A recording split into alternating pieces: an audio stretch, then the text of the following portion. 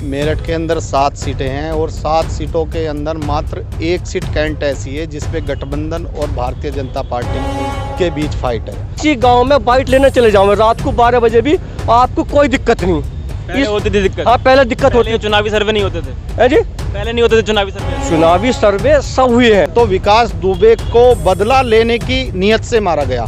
बदला और न्याय दोनों में अंतर है। किसानों के नेता हैं, जाटों के नेता, जाट किसान है अलग बात है, वो उस जाति के हैं तो देखो कहीं ना कहीं तो जुड़ाव हो जाएगा, लेकिन किसानों के नेता हैं। जिस दिन आदेश हो गया हमारे नेता का उस दिन बात खत्म हो गया, विरोध वही चुनाव लड़वा रहे हैं सब लोग मिलके। खाप का कोई भी चौधरी नहीं था, कोई जाट ऐसा लीडर नहीं था जो भारतीय जनता पार्टी से लगता। जो उन्होंने लोग बुलाए वो उनके अपने लोग थे। तो आप भाजपा वालों से ये और पूछ लेना कि इस चुनाव में अपने काम क्यों नहीं गिना रहे वो लोग।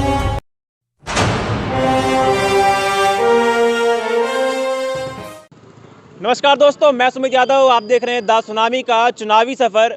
और ये सफ़र मेरठ कैंट पहुंच चुका है। मेरठ कैंट से तस्वीर आप लोगों को दिखाएंगे कि क्या तस्वीर मेरठ कैंट की है। और जो कि ये बात साफ़ हो चुकी है, 10 तारीख को 10 फरवरी को वोटिंग होनी है पश्चिमी उत्तर प्रदेश में करीब 50 से ज़्यादा सीटों पर। और क्या माहौल मेरठ से है, क्या माहौल पश्चिमी उत्तर प्रदेश से है। अमित शाह जाटों से बात कर रहे हैं, जाटों के अंदर क्या माहौल है वो भी देखेंगे। और साफ तौर से जयंत चौधरी को न्योता दिया गया था, लेकिन साफ जयंत चौधरी ने कहा कि न्योता देना है तो उन 750 किसानों को दो जो किसान आंदोलन में शहीद हुए। कुछ लोग हमारे साथ हैं, क्या माहौल चुनाव का है। और क्योंकि ये बात साफ कही जा रही है, सभी जगह जानते हैं, सभी लोग ये बात जानते हैं कि ये जो जंग है, ये जो लड़ाई है, जो चुनाव है, भारतीय जनता पार्टी और सपा गठबंधन के बीच हो चुका है। मेरे हाथ में चाय का ये कुल्हड़ और चाय के साथ चाय पे चर्चा। यहाँ पे कुछ लोग जो हमारे साथी हैं, इनसे करेंगे कि माहौल किसका है, क्या माहौल है, जाट किस तरफ जा रहे हैं और मेरठ कैंट विधानसभा से किसका माहौल है। तो पहले तो सर क्या नाम है आपका? मेरा नाम आनंद सिंह छबड़िया है जी। तो बताइए, अब 10 तारीख को यहाँ वोटिंग होनी है, क्या माहौल है मेरठ कैंट से? देखिए, मेरठ के अंदर 7 सीटें हैं और 7 सीटों के अंदर मात्र एक सीट कैंट ऐसी है जिसपे गठबंधन और भारतीय जनता पार्टी के बीच फाइट है। बाकी जो 6 सीटें हैं उनको गठबंधन मुझे लगता है जीत रहा है। और इसका सीधा सीधा असर जो है, किसान जिनकी मृत्यु हुई है, जो 700 से अधिक किसान शहीद हो गए बॉर्डर पर 13 महीने बेवजह के कानून के कारण उन्होंने लंबा आंदोलन किया है, उसकी कहीं ना कहीं नाराज़गी आज जनता के अंदर नज़र आ रही है, जिस कारण भाजपा के प्रत्याशियों का गांव में विरोध हो रहा है। गांव छुर के अंदर भाजपा प्रत्याशियों को झंडे दिखाए गए और उन्होंने स्वयं अपनी गाड़ी के शीशे तोड़कर, प्रशासन ने गांव के युवाओं के ऊपर 87 लोगों पर मुकदमा दर्ज कराया है। इसका कहीं ना कहीं इफेक्ट नज़र आ रहा है। और जहां गठबंधन का आरएलडी प्रत्याशी है, उस गांव के अंदर भारतीय जनता पार्टी के लोग वोट मांगने में भी हिचक रहे हैं और जा नहीं पा रहे हैं। अच्छा, बीच में काफ़ी विरोध भी हुआ, सिवाल खास से भी विरोध हुआ था, गुलाम का विरोध हुआ था, मोहम्मद गुलाम का। और यहाँ से भी जो सपा आरएलडी गठबंधन के जो प्रत्याशी हैं मनीषा अहलावत जी, क्या लग रहा है, क्या माहौल कैंट का मनीषा अहलावत जी कितनी टक्कर दे पाएंगे? नहीं, आप जहाँ तक सिवाल खास की बात करते हो तो सिवाल खास के अंदर रोहित जाखड़ जी हमारे मित्र हैं, उन्होंने एक जाट सभा बना रखी है और हमने उनके साथ पहले भी आंदोलन किए थे, तो उनका कोई व्यक्तिगत विचार हो सकता है। और राहुल देव जी की हम जहाँ तक बात करते हैं तो राहुल देव जी ने लोकसभा चुनाव के अंदर भी चौधरी अजीत सिंह को हराने का काम किया था और उन्होंने भारतीय जनता पार्टी को वोट दिया था। तो ऐसे लोग जो दोगले प्रवृत्ति के लोग आज लोकदल के अंदर हैं, उन्हीं लोगों ने विरोध किया है। नेता गुलाम मोहम्मद जी बहुत बड़ी जीत लेंगे और मुझे लगता है कि जीत बहुत ज़्यादा बड़ी होगी गुलाम मोहम्मद जी, क्योंकि पढ़े लिखे आदमी है और फैजाम इंटर कॉलेज के वो प्रिंसिपल भी रहे हैं। तो जहाँ तक बिरादरी की बात करते हैं जाट समाज की, तो जाट समाज ने उन्हें स्वीकार किया है। 1-2 दिन थोड़ा रोष कुछ तथाकथित लोगों ने मिचाया था, लेकिन क्षेत्र के अंदर ऐसा कुछ नहीं है। अच्छा, जाटों से मुलाकात कर रहे हैं अमित शाह और जयंत चौधरी को भी न्योता दिया गया था, लेकिन जयंत चौधरी ने साफ मना किया, बोला कि अगर न्योता देना है तो उन 750 किसानों को दिया जाए जो किसान आंदोलन में शहीद हुए। तो क्या लग रहा है, जाट इस तरफ कहाँ जा रहे हैं? नहीं, देखिए, जाटों की जहाँ तक हम बात करते हैं, 253 कौन लोग उन्होंने बुलाए हैं। जाट अगर वो होते तो खाप का कोई भी चौधरी नहीं था, कोई जाट ऐसा लीडर नहीं था जो भारतीय जनता पार्टी से लगता। जो उन्होंने लोग बुलाए हैं वो उनके अपने लोग थे, उनकी कोई लिस्ट जारी नहीं की है। तो जहाँ तक हम मानते हैं, सबसे बड़ा जाटों के अंदर जाट खाप होती है। खापों के अंदर अगर हम देखें, कोई सी भी हम खाप लेते हैं तो एक भी खाप का ना तो थांबेदार उसके अंदर था और न ही खाप का अध्यक्ष उसके अंदर था। तो जो असली स्थिति है वो तो गांव के अंदर जाकर पता चलती है कि जब हम गन्ने की बात करते हैं, जब हम अपने फसलों की बात करते हैं, जब हम आवारा पशुओं की बात करते हैं, तो ये वास्तविकता है कि जाट समाज भारतीय जनता पार्टी से बेहद आक्रोशित है और उस आक्रोश को वो वोट के अंदर ज़रूर तब्दील करेगा। अच्छा, आप पेशे से वकील हैं जी। और तो क्योंकि अब जो मामला है वो ये भी हो चुका है कि वकील, डॉक्टर, अध्यापक किस तरफ, तो वकील साहब किस तरफ हैं? नहीं, देखिए, अधिवक्ता समाज एक पढ़ा लिखा समाज है, तो जहाँ तक मैं मानता हूँ चुनाव जातिगत आधार पर होता है, क्योंकि वकील कभी भी एक जगह नहीं रहा है, हर वर्ग का वकील है। तो जातियों में वकील आज बटा हुआ है और इसी का कारण अगर हम मेरठ में बात करें तो यही कारण है कि हमें आज पश्चिमी उत्तर प्रदेश में हाई कोर्ट की बेंच नहीं मिली है। तो बिल्कुल मतदान ये नहीं कह सकते कि ख़त्म हो सकता है किसी का, तो मतदान तो होगा, हर बिरादरी का होगा, लेकिन बहुत आयात के अंदर जो मतदान है वो जाटों का गठबंधन को होगा। जी भाई साहब, क्या नाम है आपका? मेरा नाम किरण भाटी है, जाति से मैं गुजर हूँ और सरदना विधानसभा है सरदना से जी। और मैं अतुल प्रधान जी मेरे छोटे भाई हैं, मेरे गांव के परिवार के हैं। अच्छा। मेरा भी गांव गढ़ी नहीं है। और ये ऐसी जातिवादी सरकार है, ये इतनी जातिवाद फैलाना चाहती है। कल इन्होंने जाट समाज के चंद अपनी पार्टी के ही लोगों को वहाँ बुलाकर दूसरे समाज को ये मैसेज दिया है कि हम तुम्हें कुछ नहीं समझते। जाट तो वापस आएगा ही नहीं, जो इसका था वो भी भाग गया कल के प्रकरण से। गुर्जर समाज हो, सैनी समाज हो, कश्यप समाज हो, ब्राह्मण समाज हो, इन्होंने जो ये तिफरका फैलाने की कोशिश करी है उससे भारी नुकसान भाजपा को इस चुनाव में उठाना पड़ेगा। और जितने भी गठबंधन के प्रत्याशी मेरठ में हैं, कोई 50,000 से 60,000 से 70,000 से सबकी जीत सुनिश्चित है। सिर्फ कैंट में थोड़ी फाइट है, बाकी कहीं दूसरी जगहों पर कोई। पश्चिम उत्तर प्रदेश की अगर हम बात करें तो चौधरी चरण सिंह की धरती है और जयंत चौधरी गठबंधन में है अखिलेश यादव के साथ। जयंत चौधरी पोते हैं चौधरी साहब के। तो क्या लग रहा है, जो क्योंकि मुजफ्फरनगर दंगे के बाद पश्चिम उत्तर प्रदेश का माहौल जो है पूरी तरीके से बदल गया था, अब क्या माहौल है? अब माहौल बिल्कुल ठीक है, कोई वो नहीं है। जो बहक गए थे वो सब वापस आ चुके हैं। ये दोनों नेता ऐसे हैं, पढ़े लिखे, दोनों MBA हैं और इनका मुकाबला एक बिल्कुल अनपढ़ टाइप के मुख्यमंत्री से रहा। तो यहाँ बिल्कुल सारा समाज इनके साथ है, खुल के सब साथ हैं, सब साथ हैं, जाट, गुर्जर, दलित, मुसलमान, सबका। वकील साहब भी कह रहे हैं, आप भी कह रहे हैं, कैंट में जो लड़ाई है वो किस वजह से? कैंट में लड़ाई बस थोड़ा वोट ज़्यादा है, लेकिन यहाँ भी हमारा 50-50 चुनाव है। आसान नहीं है इस बार, यहाँ भी चुनाव आसान नहीं है। हमारा गठबंधन का 50-50 चुनाव है और अब जैसे जैसे चुनाव बढ़ेगा जीत यहाँ भी गठबंधन की होने जा रही है। जी सर, क्या नाम है आपका? बिल्लू चौधरी, भलसोना गांव है हमारा। क्या माहौल है? खास माहौल तो गठबंधन का है टोटल इस बार तो। सवाल खास हैं, आपकी विधानसभा से काफ़ी गठबंधन का काफ़ी विरोध किया गया प्रत्याशी का। नहीं, वो प्रत्याशी का विरोध जिस दिन तक टिकट नहीं हुआ उस दिन तक विरोध था। सबका अधिकार है टिकट मांगने का। जिस दिन आदेश हो गया हमारे नेता का उस दिन बात खत्म हो गया, विरोध। वही चुनाव लड़वा रहे हैं सब लोग मिलके, कोई विरोध नहीं, अपने नेता के खिलाफ कोई विरोध नहीं। टिकट मांगना सबका अधिकार है। उस दिन तक विरोध था केवल जिस दिन तक टिकट फाइनल नहीं हुआ था। तो अब गठबंधन का माहौल है, बहुत बढ़िया माहौल। नहीं, ये सोच रहे हैं अब तो हम कि जीत कितनों से होने वाली है। जीत हार का तो छोड़ ही दो आप। अच्छा, अब तो कितनों से जीत हो रही है, अब तो ये आंकड़े लगा रहे हैं हम लोग। वो क्योंकि भाई कोई एक समस्या थोड़ा ही ना है, समस्याएं बहुत सारी हैं। मान सम्मान की भी लड़ाई है, ये हमारे नेता के मान सम्मान की लड़ाई है, विचारधारा की लड़ाई है, किसानी की लड़ाई है। एक जयंत चौधरी साहब के लिए मेरा एक सवाल है आपके लिए कि अजीत सिंह हो चाहे जयंत चौधरी हो, दोनों को किसान नेता से जाट का नेता बना के रख दिया गया। लेकिन ये हम लोग भी मानते हैं और काफ़ी लोग मानते हैं कि चौधरी साहब हमेशा किसानों की बात करते रहे।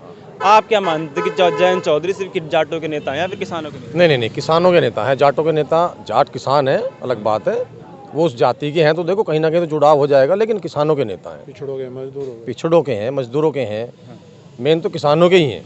तो जातिवाद से आप इतने बड़ी शख्सियत को आप जातिवादी से नहीं जोड़ सकते। तो ये भ्रम कैसे फैला कि जाटों के नेता हैं, जाट अजीत सिंह के नेता हैं और जाट जयंत चौधरी के साथ हैं? गोदी मीडिया से, मोदी मीडिया, गोदी मीडिया, इनसे फैला है। क्या फ़ायदा होगा भाई? उनको फ़ायदा, उनको तो डिवाइड एंड रूल, उनको तो बांट के राज करना है ना। उनको तो बांट के राज करने की आदत है, दंगा फसाद, बांटना, जातिवादी, ये वो।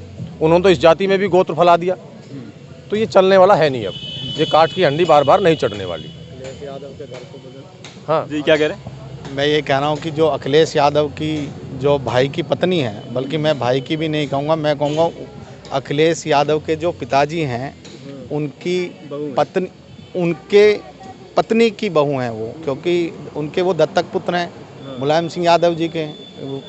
प्रकट यादव की आप बात हाँ हाँ, तो भारतीय जनता पार्टी वालों ने तो एक परिवार के अंदर परिवार को भी तोड़ा है। जाति तो उनके लिए बहुत छोटी सी चीज़ है। पहले उन्होंने धर्म में बांटा लोगों को, फिर जाति में बांटा। और जब हम पिछला चुनाव देख रहे थे तो बड़ौत के अंदर उन्होंने तोमर गोत्र और बालियान गोत्र के अंदर मुजफ्फरनगर को बांटा कि हम ये बालियान हैं और जो चौधरी साहब हैं उनका गोत्र दूसरा है। तो चौधरी साहब को और जयंत चौधरी जी का उन्होंने गोत्र बताया। तो इनका काम बांटने का है, लेकिन बहुत ज़्यादा दिन तक ये बांटने का काम नहीं चलेगा। अब जनता सब समझ रही है। चूल्हा नहीं चढ़ने का इस बार। ये जो पहले इन्होंने 2-3 चुनाव में चला लिया ना, वो इस बार नहीं चलना कुछ भी। और अपने सुनो, एक बात और सुनो, आप भाजपा वालों से ये और पूछ लेना कि इस चुनाव में अपने काम क्यों नहीं गिना रहे वो लोग कि 5 साल में ये किया। एक काम तो गिनवा दो भाई, 2 काम 4 काम कुछ तो गया होगा। अपना पूर्वांचल एक्सप्रेसवे गिनवा रहे, मेडिकल कॉलेज दे रहे हो गिनवा रहे। वो तो अखिलेश जी के टाइम के हैं सारे के सारे, वो तो प्रोसीजर में थे सारे के सारे। उन्होंने तो जो उन्होंने बनवाया उसका भी नाम बदल दिया था, उसमें भी अपने बोर्ड लगा दिए थे। मेरठ करनाल हाईवे में भी उनके गुंडागर्दी खत्म हो गई। कहाँ होगी गुंडागर्दी खत्म? अभी पेपर उठा लो आज का, कितना क्राइम डेली क्राइम है। किस दिन एक दिन बता दो मुझे, एक शहर बता दो कि वहाँ क्राइम मुक्त हुआ। 4 जगह बुलडोजर चला गया, आपने सबको रोटी दे दी। और जितने हाईवे इन्होंने बनाए हैं, हाईवे तो ये पीपी मॉडल में है। इनकी सरकार की क्या उपलब्धि है? आपको दिल्ली जाना 3 रुपये किलोमीटर दोगे तो आप दिल्ली जाओगे, नहीं तो मोदी नगर जाम में फंस के जाओगे आप। तो इसमें सरकार की क्या उपलब्धि है? जिसकी जेब में पैसा होगा वो पैसा देगा, पैसा दे के जाएगा, नहीं तो आम आदमी कैसे चला जाएगा उसमें? 3 रुपये किलोमीटर टोल लगा हुआ है उसमें। वर्ल्ड बैंक का पैसा है, पैसे दे रहे हैं, सड़क बना रहे हो, पैसे ले रहे हैं, टोल ले रहे हैं, सड़क बना रहे हैं, इसमें कौन सी बड़ी बात है? और फिर तो रोटेशन के काम है, ये तो चलेंगे। पहले सिंगल रोड थी, फिर डबल रोड हुई, फिर हाईवे हुए, फिर 6 लाइन, फिर 8 लाइन। ये तो डेवलपमेंट चल रहा धीरे धीरे। बच्चा पैदा होते थोड़े ना बड़ा हो जाएगा, धीरे धीरे चल रहा है तो डेवलपमेंट। कोई भी सरकार आए वो तो चलेंगे। को अपनी जेब से लगा दिया गया इन्होंने, पार्टी फंड से लगाया गया भाजपा ने। नहीं, पार्टी फंड से दिया हो तो आप मान लेंगे उस सड़क पर ना जाने। टैक्स का पैसा, अपने टैक्स का पैसा जनता का पैसा है, सड़क बना दी तो उसमें कौन सा एहसान कर दिया? जनता का बताइए, जनता का पैसा विकास में लग रहा है, विकास में लगा दिया।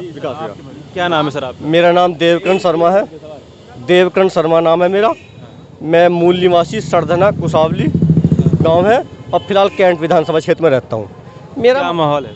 देखो, जो मेरा मानना जो माहौल है, सरकार तो भाजपा की ही बनेगी।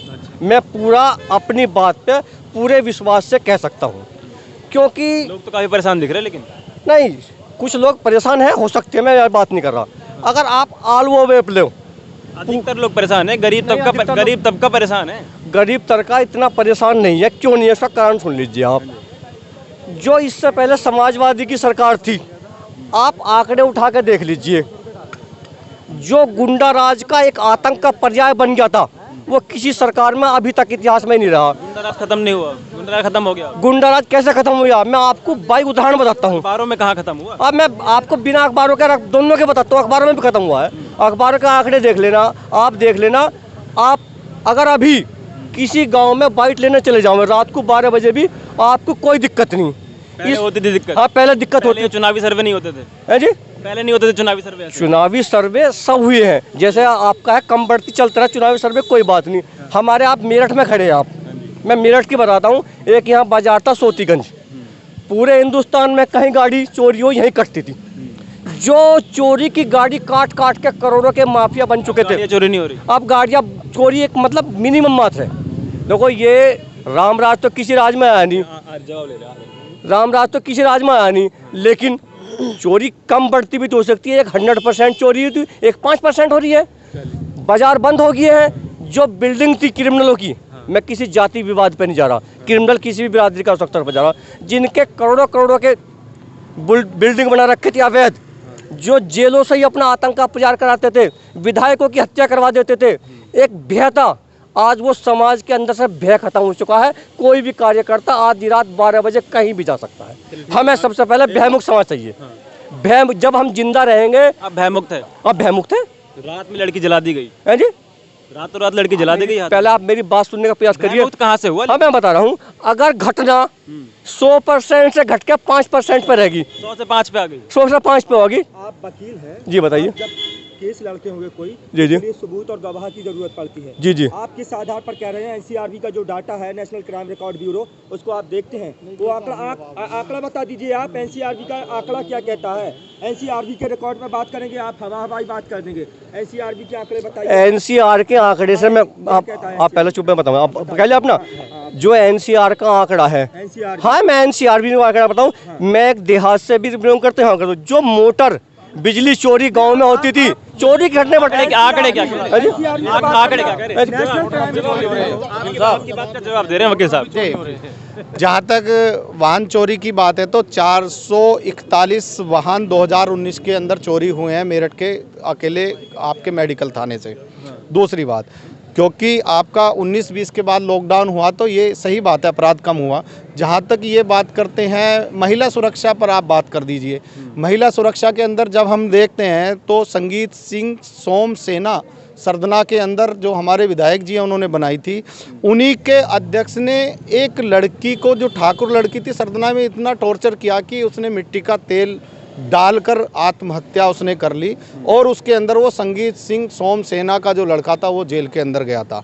यह इनका जो रामराज है वो इस तरह का। रही आप बुलडोज़र की बात करिए, जब बुलडोज़र हम कह रहे हैं कि कानून समान होना चाहिए, भगवान राम जो थे, भगवान राम को हम क्यों याद करते हैं कि भगवान राम कहते हैं कि कानून सबके लिए समान होगा।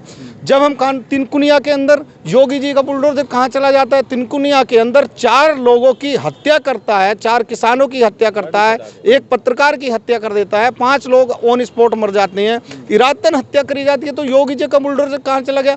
यानी कि जो बुलडोज़र चलेगा वो सोच समझ के पिक एंड चूज पे चलना है कि किस पे बुलडोज़र चलाना है, किस पे नहीं चलाना। और अभी भाई साहब ने बताया सोतीगंज का मसला उठाया, जब 5 साल से यहाँ रामराज है तो सोतीगंज में चोरी गाड़ी कहाँ से गई? जो मेरठ शहर हमारा 1857 की क्रांति के लिए जाना जाता था, मोदी ने पूरे देश में इस शहर को ऐसा चोर उचक्कों का शहर घोषित कर दिया मंचों से कह के। आज मेरठ की पहचान ये है, अब ये चोरों के शहर से आ गए। पहले जब हम कहीं भी जाते थे, लखनऊ, बम्बई, दिल्ली, कहीं भी, तो जाना जाता ये क्रांतिकारी लोग हैं, 1857 क्रांतिकारी लोग आए हैं। आज क्या पहचान है कि ये सोतीगंज वाले आ गए। इस मेरठ की मिट्टी ऐसी पलीत करी है मोदी जी ने, योगी जी ने। और जब यहाँ रामराज चल ही रहा था तो फिर कौन सा मार्केट तुमने बंद कर दिया? जब सारी चोरी बंद हो गई, चोरी। जवाब आपका लेना। पहले एक सवाल वकील साहब ने किया कि बुलडोजर जो है टेनी की तरफ क्यों नहीं गया। आप ये देखिए, जो हमारे अधिवक्ता साथी ने बताया है, अधिवक्ता साथी भी मेरे ख्याल में 15-20 साल से हम वकालत करते हैं। जो समाजवादी की सरकार में लड़के, नहीं सवाल सीधा है, बुलडोजर टेनी की तरफ क्यों नहीं गया? पूरा सवाल सुनिए उसके बाद देता हूँ। समाजवादी सरकार में जो लड़की छेड़ने की जमात यहाँ हमारे आरजी कॉलेज पे खड़ी रहती थी, आज खड़ा होकर दिखाओ। आज कोई हमारी बहन बेटियों को छेड़ कर दिखाओ। आज भी हम दिखाओ। एक मिनट, आज सारे ये जो गुंडागर्दी करने वाले, लड़की छेड़ने वाले बिल में दुबक गए हैं। आज कोई नहीं आ रहा है क्योंकि भययुक्त समाज दिया है। अभी एक मैं वीडियो देख रहा था, एक भाई ने कहा अगर ये, एक सेकंड, अभी भाई साहब अभी कह रहा था कि अगर ये बीजेपी सरकार ना आती तो मैं अपनी बेटी को, आप जैसे पत्रकार को ही मुजफ्फरनगर में दिया। बीजेपी सरकार ना आती तो किसानों के ऊपर थार नहीं चलती क्या जी? बीजेपी सरकार ना आती तो किसानों के ऊपर थार नहीं चलती। बात सुनो, बीजेपी सुरक्षित है आज भी। बीजेपी सरकार ने लास्ट में वही किया, किसानों के ऊपर थार चढ़ा दी। लास्ट में वही किया जो किसानों ने चाहा, किसानों के ऊपर थार चढ़ा दी। ये नहीं चाह रहे थे 750 किसानों की जान लेने के बाद, 1.5 साल तक बिठाने के बाद, अगर यही करना था तो ये तो चुनावी स्टंट है। चुनाव आ गया तो आपने कृषि कानून वापस ले लिए। 750 दरअसल कृषि कानून इसलिए वापस लिया, उन्होंने कहा है कि मैं 750 किसानों को मार अपने भाइयों को सही तरह से समझा नहीं पाया। किसान कानून अच्छे थे लेकिन समझा नहीं पाया। और शहीद हो गए, उनकी जिम्मेदारी 750 किसानों के परिवार की जिम्मेदारी कौन लेगा? अभी हम जाते थे रास्ते में, अगर हमने पैसे कमाए, हमारे लूट लिए, घर तो हमारे उतने पहुंच रहे। आज हम सुरक्षित है, अगर हम सुरक्षित है, हमारी बहन बेटी सुरक्षित है तो हम कम खा के सुरक्षित है, कम खा के भी जी रहे। बहन बेटी सुरक्षित है? हाँ सुरक्षित है, मेरे अनुसार सुरक्षित है। मेरठ में देख रहा हूँ। अखबार कहाँ है जी? आज का अखबार है यहाँ की? हाँ देख लीजिए, अखबार देख लीजिए, आज का नहीं, आप पिछले 1 साल का उठा कर देख लीजिए। यहाँ पे छेड़छाड़ बिल्कुल बंद हो चुकी है। नहीं कर रहा कोई बैन। खबर पढ़ रहे हैं अखबारों में। और आप देखिए मेरी बात सुनिए, जो माफिया होगा, मैं किसी जाति विशेष की नहीं बात कर रहा, चाहे वो मेरी जाति का, आपकी या किसका, माफिया जेल जाना चाहिए नहीं चाहिए, गुंडा जेल जाना नहीं चाहिए, जिन्होंने जाने। अगर योगी जी ने माफियाओं पे कार्रवाई कर दी तो आपको दर्द क्यों हो रहा है? नहीं हो रहा, बिल्कुल नहीं हो रहा। बस दर्द क्यों हो रहा है? ट्रेनी पे भी तो करा दो आप कार्रवाई। अब देख, सिर्फ मुख्तार अतीक और आजम खां माफिया है। सुन लीजिए, ब्रजेश ठाकुर, धनंजय सिंह, राजा भैया, चिलबिल पांडे, सोनू सिंह, मोनू सिंह, छेदी सिंह, विनीत सिंह, एक लंबी फहरिस्त है। जी। पर कार्रवाई का वो भी धनंजय सिंह 25 साल के नामी है। बुलडोजर कब चलेगा? कब चलेगा? कुलदीप सेंगर, चिन्मयानंद और ये आपके जो है ये अजय मिश्रा टैनी, बुलडोजर कब चलेगा? आज जहाँ तक अजय मिश्रा टैनी की बात कर रहे हैं, विकास दुबे को भी मारा उन्होंने, और कितने मारे हैं? विकास दुबे चले गए। टेनी की बात करिए ना, टेनी की बात। टेनी पे कानूनी कार्रवाई चल रही है, इन पे सब पे कानूनी कार्रवाई चल रही है। धनंजय अपना काम करेगा। धनंजय सिंह पे कार्रवाई कब होगी? अगर बुलडोजर चला, कानून बनाया, जिसने अवैध संपत्ति करी है, कानून बना के। आप भाई साहब एक मिनट, आप वकालत करते हैं, पेशे से वकील है आप, कौन से कानून में ये लिखा कि बुलडोजर चला दिया जाए? कौन से कानून में लिखा कि बुलडोजर चला दिया जाए? यूपी में कानून बनाया है बुलडोजर चलाने का, जिसने माफिया के तरह से अवैध संपत्ति इकट्ठी करी है, अवैध संपत्ति घोषित करी है, तो उस संपत्ति को नष्ट करने के लिए कानून बनाया, उनसे मुआवजे का प्रावधान है। ये भी पेशे से वकील है, ये मना कर रहे हैं। एक मिनट में बता। मेरा एक सेकंड, मेरा ये कहना है, देखिए इनका कहना है कि हमने विकास दुबे के घर को ढा दिया है और हमने विकास दुबे का एनकाउंटर कर दिया। मैं कहता हूं अगर हम एक अधिवक्ता हैं और वास्तव में हम कानून की बात करते हैं तो विकास दुबे को बदला लेने की नीयत से मारा गया। बदला और न्याय दोनों में अंतर है। पुलिस ने, जब पुलिस से कुछ नहीं बिगड़ा, विकास दुबे ने 6 लोगों की हत्या कर दी तो पुलिस ने उससे बदला लिया, ये न्याय नहीं है, ना ये न्याय की श्रेणी में आता है। दूसरी बात, आपने जो उसका घर ढाया है, घर ये उसको सही बता सकते हैं, घर ढाया है, आपको उसकी कुछ दिक्कत की वजह से ये वीडियो रुक गई थी, एक बार दोबारा शुरू कर रहे हैं। सवाल यही था कि एक मिनट में जवाब देना, छोटा सा जवाब देना। खुशबू दुबे जेल में क्यों है? देखो, खुशबू दुबे कानूनी प्रक्रिया की वजह से जेल में, जो हमारे अधिवक्ता भाई ने बताया, जिसका आप कसूर आप नहीं तय करेंगे, जो आईओ केस की तफ्तीश कर रहा है, इन्वेस्टिगेशन ऑफिसर है, ना उस कसूर को मैं तय कर सकता, ना आप। जो केस की इन्वेस्टिगेशन कर रहा है आईओ, कसूर वो तय करेगा। जिसका एफआईआर में नाम होगा, बाकायदा केस की इन्वेस्टिगेशन होगी। 2 साल होने वाले। आप समझिए, जब आपको पता है 2 साल आने वाले हुए, अगर किसी केस पर चार्जशीट नहीं आती ना, 90 दिन का 60 दिन का प्रोसीजर है, उसे ऑटोमेटिक बेल मिल जाती है। चाहे साथी अधिवक्ता से पूछ लो, चार्जशीट आ चुकी है, आप किसी एडवोकेट, किसी माननीय अधिवक्ता से पूछिए, क्योंकि कानूनी जानकारी आपको इतनी नहीं है जो वकील साहब को। ठीक है, वो कानूनी प्रक्रिया से जेल गई है, कानूनी प्रक्रिया से जेल बाहर आएगी। चलिए ठीक है जी। भाई साहब क्या नाम है आपका? मेरा नाम शिवा चौधरी है, गांव अट्टा चिंदोड़ी जी, मेरठ से ही हूँ भैया जी। तो एक बात बताओ कि मेरठ कैंट से क्या माहौल है, किसका माहौल? भैया मेरठ कैंट से तो माहौल ऐसा है, माहौल सबका मजबूत चल रहा, जितने भी हैं सब, जो भी उम्मीदवार हैं वे अपनी तैयारी कर रहे हैं। फिलहाल तो दीपक सरोई जी हैं, वे शिवसेना से लड़ रहे। शिवसेना का मजबूत स्थिति मेरठ में नहीं थी, पर इस बार बढ़िया चल रही है, क्योंकि बीजेपी से दुनिया सब परेशान आ गया है। किसानों को देख लो, किसान जितने भी थे मर लिए, 380 दिन तक वे मार दिए, आतंकवादी, खालिस्तानी, पता नहीं क्या बता दिया। खैर कोई बात ना। शिवसेना कहाँ थी आंदोलन? भैया शिवसेना ना थी, पर शिवसेना शिव की सेना तो है। अरिया खड़ी सामी बुज्जो के पूजना। तो शिव की सेना कहाँ थे फिर आंदोलन में? भैया आंदोलन खड़ी थी क्या शिव की सेना? भैया बिल्कुल खड़ी थी, वहाँ तो साक्षात शिव ही खड़ा था। भोला शिवसेना में क्या फर्क है? हैं भैया? भाजपा और शिवसेना में क्या? ठीक है भैया, भाजपा जो है, भाजपा पहले सही काम कर रही थी, जब ही दुनिया ने इन्हें मौका दिया था, जब इन्हें मौका मिला उसके बाद इन्होंने क्या करा, सबने बेरा है। नो क्या हम तुम्हारे ये टैक्स हैं, टैक्स खत्म कर देंगे, 5 टैक्स खत्म करके एक कर रहे, जीएसटी, गुड सर्विस टैक्स। अरे वो एक भी तो 500 से महंगा है। आप शिवसेना की बात कर रहे हैं, पूरा उत्तर प्रदेश जो है वो ये बात कर रहा है कि भाजपा और सपा गठबंधन के बीच की लड़ाई है। हाँ, आप शिवसेना की अगर बात करें तो किस बुनियाद पे कर रहे हैं कि कहाँ है वोट शिवसेना की? भैया किसी ना किसी को तो लाना पड़ेगा, साक्षात शिव को ही ले आएंगे, और क्या करना है, यो है हमारा तो। हाँ भाई, और बुझो। चलिए ठीक है जी भाई साहब क्या नाम है? मेरा नाम अश्विनी गुजर है। अश्विनी गुजर जी। मेरठ से? जी मैं मेरठ से हूँ, किठौड़ विधानसभा है अपनी। क्या माहौल है सर? माहौल तो जो है जी पूर्ण रूप से गठबंधन का है, और लोगों को देखना है कि प्रत्याशी अब मैदान में आ चुके हैं कि उन्हें किस तरह का प्रत्याशी चाहिए।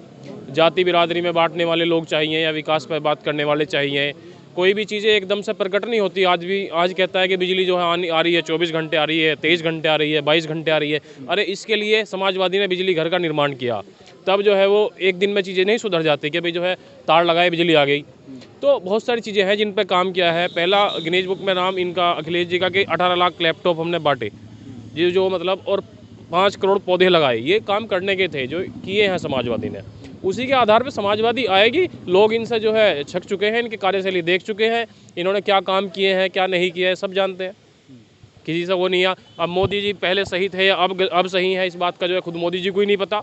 और एक इन्होंने अभी कल परसों क्या किया है, कल परसों की जाट समाज की एक मीटिंग करके वहाँ 250 चौधरी लोगों को बुलाया। उससे जो है उससे काफ़ी लोग आहत हुए।